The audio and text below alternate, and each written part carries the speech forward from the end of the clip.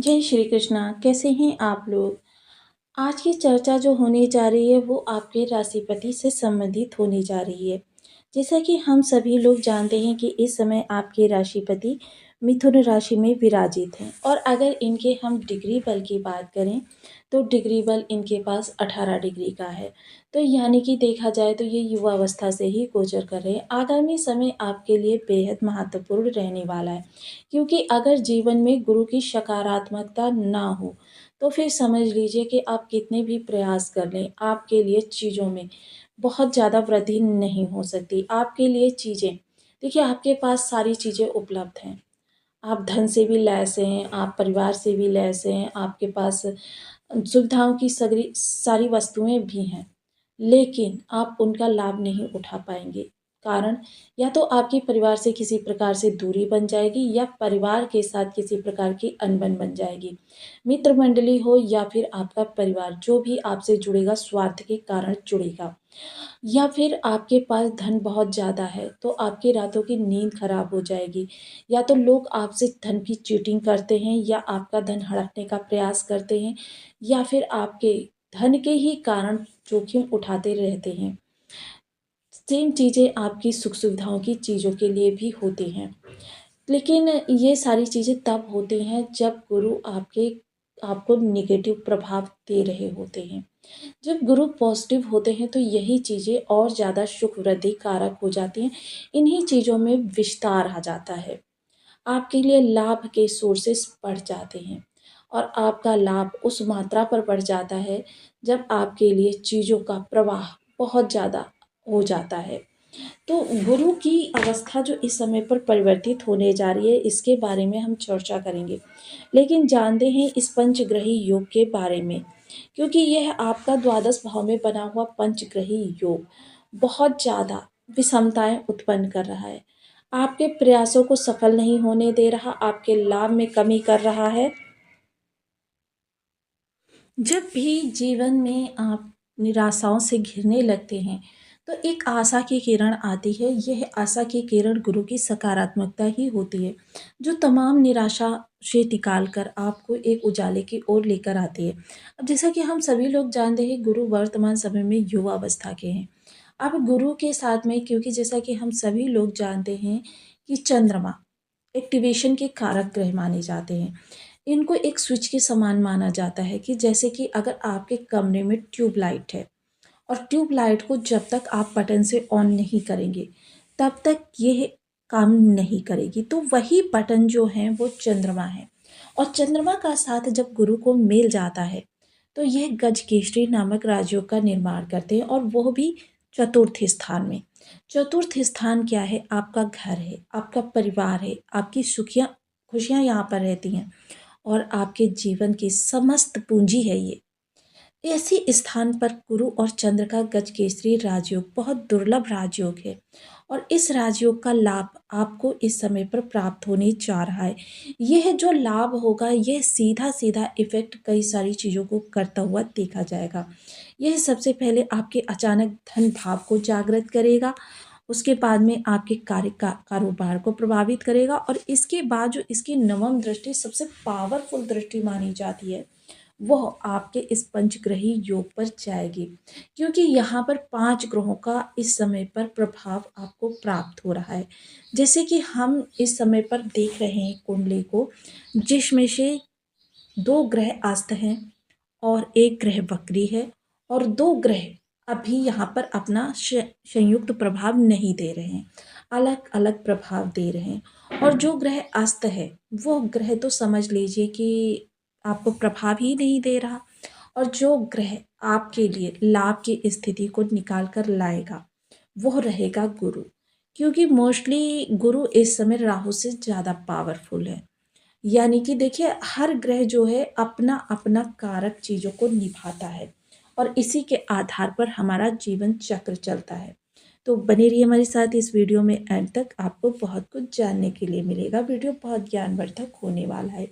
जानेंगे कि किस तरीके से हमारे जीवन में धन का आगमन होगा, या फिर विषम परिस्थिति बनेगी, या फिर धन अति व्यय होगा, या हमारे स्वास्थ्य पर कैसा असर पड़ेगा या फिर हमारे कार्य कारोबार पर कैसा इफ़ेक्ट रहेगा। तो बने रहिए हमारे साथ इस वीडियो में एंड तक, आपको बहुत कुछ जानने के लिए मिलेगा। वीडियो बहुत ज्ञानवर्धक होने वाला है। यदि आपके लग्न में 12 नंबर बना हुआ है तो ये राशिफल आपके लिए है। यदि कुंडली में कहीं भी चंद्रमा के साथ 12 नंबर बना हुआ है तो ये राशिफल आपके लिए है। कुंडली ना होने की स्थिति में आप इसे नाम राशि से भी देख सकते हैं। यदि अभी तक आपने अपने इस चैनल को सब्सक्राइब नहीं किया है तो प्लीज़ सब्सक्राइब कर लीजिए, वीडियो को लाइक कर दीजिए, चैनल को शेयर कर दीजिए। इससे होगा क्या कि हमारे आने वाले हर वीडियो की नोटिफिकेशन मिल सकेगी आपको सबसे पहले। एक प्यारा सा कमेंट करना बिल्कुल ना भूलें।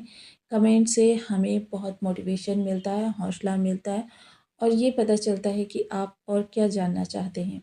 तो काफ़ी महत्वपूर्ण ये समय काल रहने वाला है जो हमारे जीवन को प्रभावित करेगा। सबसे पहले आपके घर की चर्चा करते हैं। ये परिवार में इस समय खुशियों का दौर रहेगा, प्रत्येक व्यक्ति प्रफुल्लित रहेगा और जो स्वार्थ में चर्चा करती हूँ सदैव ही, वो स्वार्थ इस समय पर ना के बराबर रहेगा।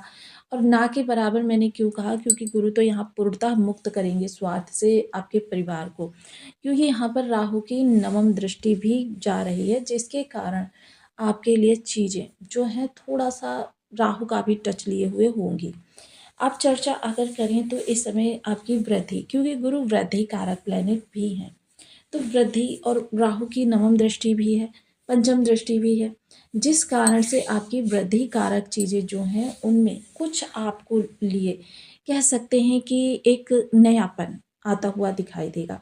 वृद्धि कारक चीज़ों में देखिए गुरु और राहु दोनों का यहाँ पर इफेक्ट रहने वाला है, जिस कारण से आपके जो कार्य विलंबित हो रहे थे या आपके कार्य जो हैं बहुत ज़्यादा निगेटिविटी में जा रहे थे, वो अब फिर से आपके लिए स्थायित्व में आने जा रहे हैं। आपके आगे गति प्राप्त करते हुए दिखाई देंगे। घर के अंदर मांगलिक कार्यक्रम करवाना आपके लिए काफ़ी ज़्यादा लाभप्रद रहेगा। परिवार में मेहमानों का आवागमन होगा और आपके लिए परिवार में कोई नव आगंतुक भी आ सकता है। पंचम दृष्टि अष्टम भाव पर जाएगी तो आपको अचानक धन लाभ के अवसर प्राप्त होंगे। अवसर जब आपके पास आएंगे तो देखिए थोड़ा सा आप कंफ्यूज रह सकते हैं। कंफ्यूज किस कारण से रहेंगे कि हो सकता है क्योंकि यहाँ पर राहु की दृष्टि यहाँ पर भी है, इस कारण आप थोड़ा सा कंफ्यूज भी हो सकते हैं, क्योंकि भ्रम कारक ग्रह हैं राहु, कि आप कौन सी ऑप्शन को चूज़ करें। आप जो कर रहे हैं वही आपके लिए बेटर है या दूसरी अपॉर्चुनिटी जो आपके सामने आई है वो आपके लिए बेटर है।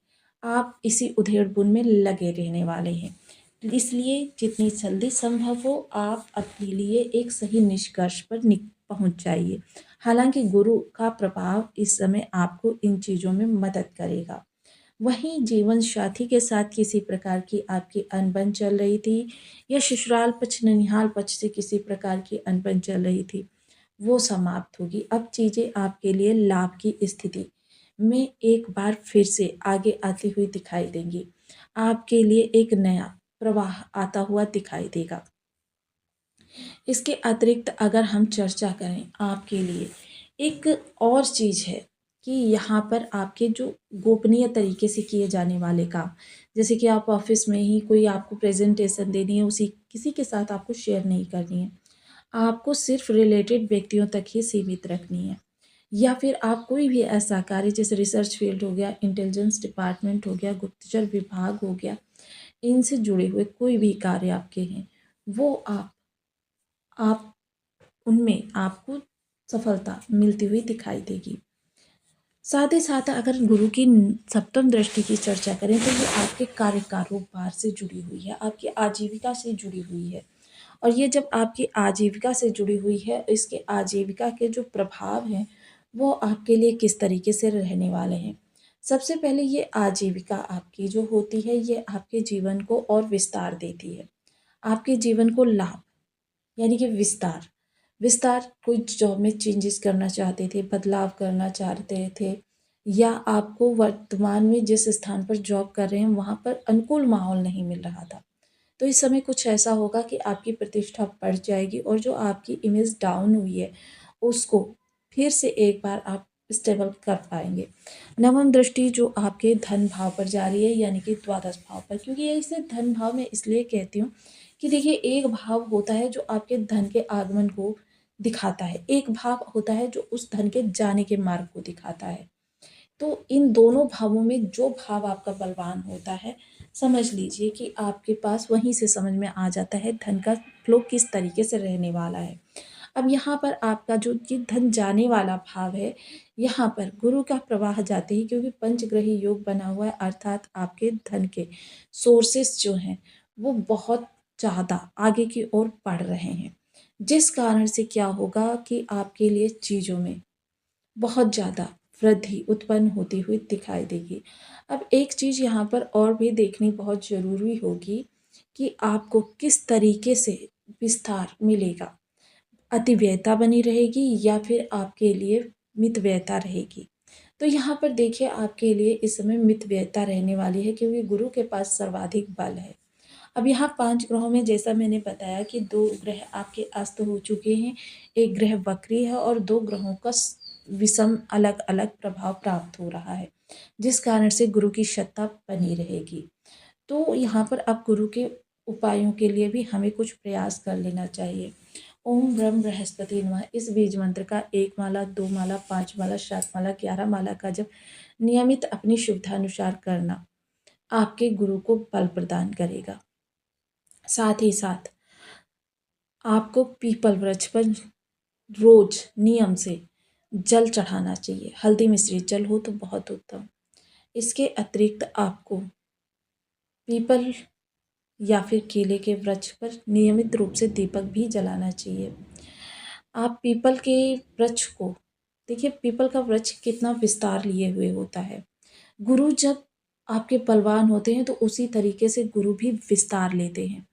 अब ये पीपल के वृक्ष को आप देखिए, और उसके नीचे जब आप सायं के समय दीपक जलाएं तो दीपक का विधिवत पूजन करना आवश्यक है। वहाँ पर देखिए, पिपली